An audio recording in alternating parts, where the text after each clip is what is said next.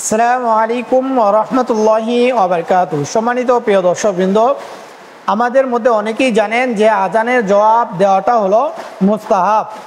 আমরা আমাদের আগের ভিডিওর মধ্যেও এই জিনিসটি বলেছি যে আজানের জবাব দেওয়াটা হলো মুস্তাহাব।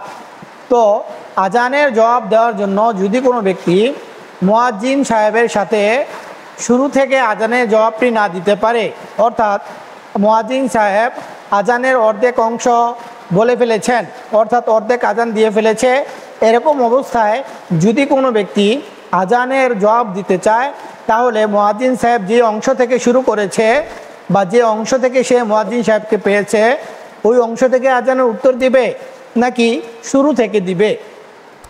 তো সম্মানিত প্রিয় দর্শকবৃন্দ, যদি কোনো ব্যক্তি আজানের উত্তর দিতে চায় আর মুয়াজ্জিন সাহেব যদি আজানের কিছু বাক্য বলে ফেলে, তাহলে সে যদি আজানের উত্তর দিতে চায় তাহলে তার জন্য করণীয় হলো যে সে আজানের শুরু থেকে নিয়ে শেষ পর্যন্ত পুরাটাই উত্তর দিবে, অর্থাৎ আজানের মাঝখান থেকে উত্তর দেওয়া যাবে না।